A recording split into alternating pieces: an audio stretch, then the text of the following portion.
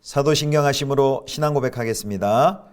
전능하사 천지를 만드신 하나님 아버지를 내가 믿사오며 그 외아들 우리 주 예수 그리스도를 믿사오니 이는 성령으로 잉태하사 동정녀 마리아에게 나시고 본디오 빌라도에게 고난을 받으사 십자가에 못 박혀 죽으시고 장사한 지 사흘 만에 죽은 자 가운데서 다시 살아나시며 하늘에 오르사 전능하신 하나님 우편에 앉아 계시다가 저리로서 산자와 죽은 자를 심판하러 오시리라. 성령을 믿사오며 거룩한 공회와 성도가 서로 교통하는 것과 죄를 사하여 주시는 것과 몸이 다시 사는 것과 영원히 사는 것을 믿사옵나이다. 아멘.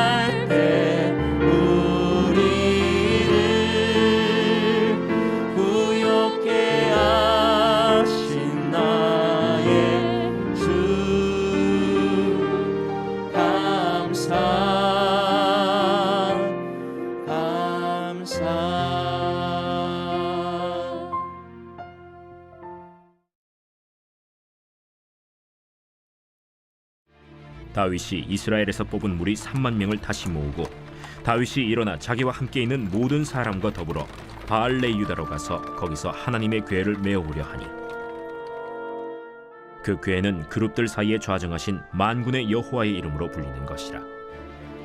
그들이 하나님의 궤를 새 수레에 싣고 산에 있는 아비나답의 집에서 나오는데 아비나답의 아들 우사와 아효가 그 새 수레를 모으니라.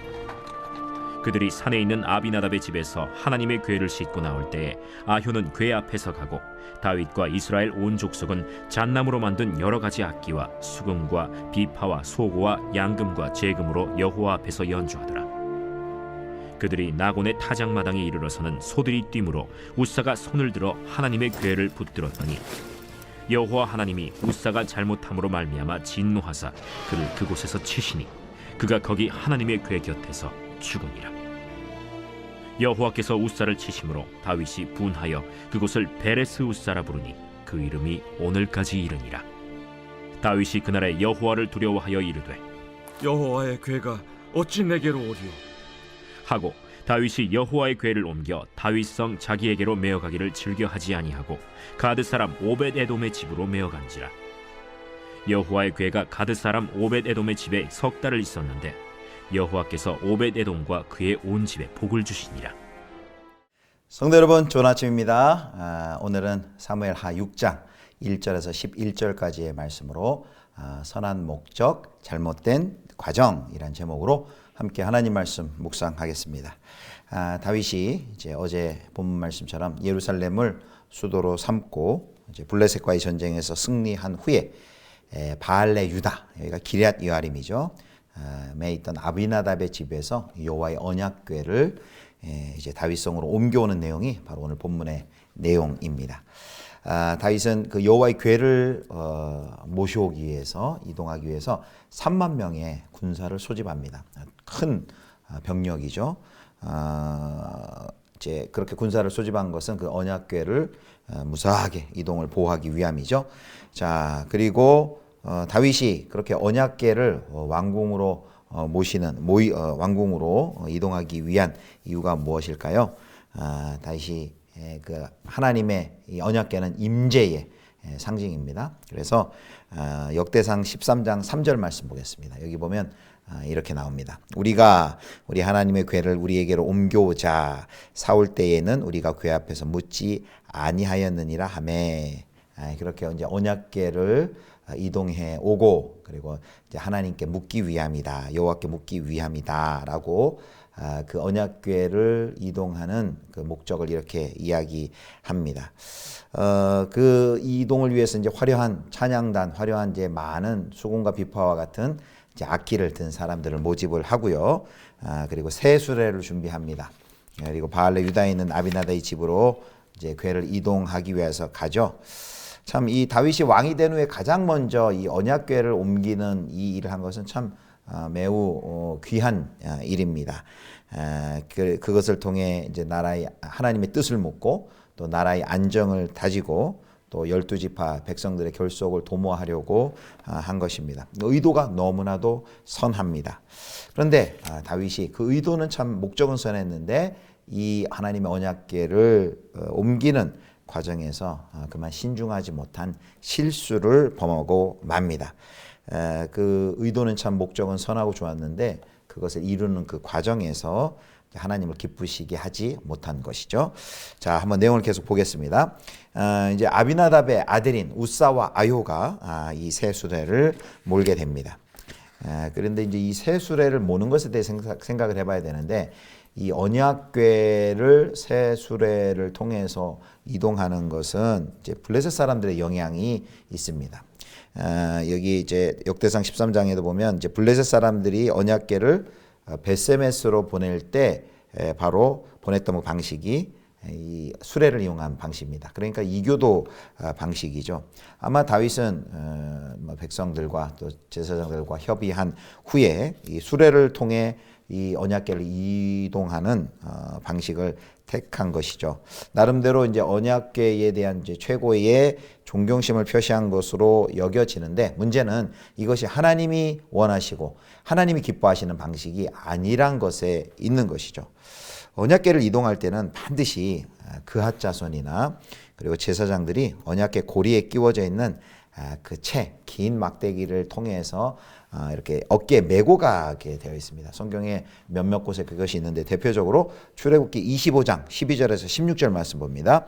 자, 출애굽기 25장 12절 16절 금고리 넷을 부어 만들어 그 네 발에 달되 이쪽에 두 고리 저쪽에 두 고리를 달며 조각목으로 채를 만들어 금으로 싸고 그 채를 궤 양쪽 고리에 꿰어서 궤를 매게 하며 채를 궤 고리에 꿰는 대로 두고 빼내지 말지며 내가 내게 줄 증거판을 궤 속에 둘지며. 자, 이렇게 궤를 이동할 때는 그 네 언약궤 네 고리에 그 채를 꿰어서 메고서 이동하도록 되어 있는데 그 다윗이 이 명시된 하나님의 방법대로 순종하지 않습니다. 하나님을 향한 다윗의 소망과 의도가 선했지만 그 일을 이루는 과정도 이제 온전한 순종하지 못한 것이죠. 자, 이 일이 어떻게 되나요? 6장 6절 보면 그들이 나곤의 타작마당에 이르러서는 소들이 뛰므로 우사가 손을 들어 하나님에게를 붙들었더니 나곤의 타작마당에 도착했을 때 웬일인지 이 소들이 뜁니다. 소들이 뛰니까 이제 우사가 이제 놀래서 황급히 이 하나님의 궤를 붙잡은 거죠. 이게 소들이 뛰니까 이제 수레가 뒤집어질 위험이 있으니까 언약궤가 이제 떨어질 것 같으니까 이제 황급하게 그 언약궤에 손을 댄 것이죠. 이게 소들이 갑자기 이렇게 쓰러질 것처럼 비틀린 것은 이제 아무래도 이제 뭐 길이 험했기 때문에 이런 또 일이 있었을 것이다 이렇게 추측을 합니다. 자, 이제 흔들리는 걸 보자 수레 옆에서 행하던 우사가 이제 언약궤 흔들리는 것을 보고 이제 급히 언약궤를 붙잡았습니다. 그런데 그것을 보고 하나님께서 우사에게 진노하셨습니다. 그리고 하나님께서 우사를 쳐서 하나님의 궤 곁에 그가 죽게 됩니다. 우리가 생각할 때는 아니 우사가 무슨 잘못이 있길래 이 언약궤가 넘어지려면 붙잡는 것이 당연하지 이런 큰 벌을 내리시는가 하는데 여기 신명기 4장 4절에서 6절도 그렇고 법궤는 절대로 만져서도 또 보아서도 또 수레에 실어서는 이제 먼저 잘못이죠. 수레에 실어서도 안 되는 이 궤를 이렇게 메고서 가도록 이제 지침이 되어 있는데 그렇게 되어 있는데 이 다윗이 시작부터가 이제 잘못된 것이죠. 그래서 여호와께서는 바로 이 우사를 치심으로써 하나님이 기뻐하시는 하나님이 그 우사를 치심으로써 그 일의 과정이 잘못되었음을 지적하고 계십니다. 사랑하는 성도 여러분, 지금 이 이스라엘 백성이 언약궤를 이동하는 방식은 그 당시 아마 최고의 방식이라고 할 수 있습니다. 그 당시 블레셋이 사용했던 혁신적인 방법이라고 할 수 있습니다. 이 사람이 메고 가는 것보다 더 편하고 더 훨씬 효율적인 방법으로 보였을 것입니다. 그런데 명백히 하나님 앞에서는 이것이 불순종이었습니다.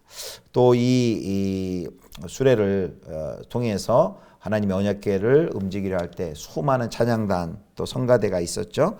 더 효율적인 기술과 시스템도 있었죠. 모든 것이 다 갖추어져 있었습니다. 그런데 거기에 순종이 빠졌습니다. 우리도 혹시 이와 같은 실수를 범할 수 있습니다. 모든 것이 다 갖춰진 예배인데 그 예배에 참석하는 내 삶이 순종하지 못하는 자로 참여한다면은 그것은 하나님이 기뻐하시는 예배가 될 수 없는 것이죠. 자, 이제 여호와 하나님께서 우사를 치신 것을 보고 이제 다윗의 반응이 나옵니다. 다윗이 분하여서 그것을 베레스 우사다라고 지칭을 했습니다. 여기 페레츠라는 것은 치신다, 치심을 뜻합니다. 하나님께서 적군을 치셨던 하나님께서 바로 자신의 하나님의 거룩함을 침범한 이스라엘을 치셨습니다. 여호와께서 우사를 치신 일 때문에 이제 다윗이 화를 냅니다. 이제 다윗의 진노의 대상은 하나님은 아닐 것입니다. 또 우사도 아닐 것입니다. 일이 그리친 것에 대한 아마도 다윗이 이제 이런 상황 자체에 대해서 화를 내었거나 그리고 그 상황을 초래한 자기 자신에게 화를 내었는지도 모릅니다. 그 모든 일을 이제 결정하고 계획한 사람이 다윗이기 때문이죠. 그런데 다윗은 이를 인해서 여호와를 두려워했다라고 9절에 나옵니다. 사실 여호와를 두려워한 것도 있지만 자신의 과오를 잘못을 깨닫고 이제 회개하고 돌이켜야 되는데 그 진노하시는 하나님이 무서워졌으며 무섭다면서 그 여호와의 궤를 이제 오벳 에돔의 집으로 이제 옮기죠. 자, 그래서 이제 여호와의 궤가 오벳 에돔의 집에 이제 3개월 동안 있는 동안 여호와께서 이제 오벳 에돔의 집에 그와 그의 온 집에 큰 축복을 주십니다. 이것이 오늘 이야기입니다. 오늘 우리는 본문 말씀을 통해서 하나님의 거룩을 훼손하여서 큰 대가를 치르는 그런 장면을 우리가 살펴보았습니다. 하나님께서 하나님 되실 수 있는 것은 바로 그분의 거룩하심입니다. 거룩하심이란 건 뭘까요? 그분은 하나님이시고 창조주이시고 살아계신 분이고 역사의 주권자이십니다. 우리와는 비교할 수 없는, 우리 피조물인 우리와는 비교할 수 없는 분이시죠.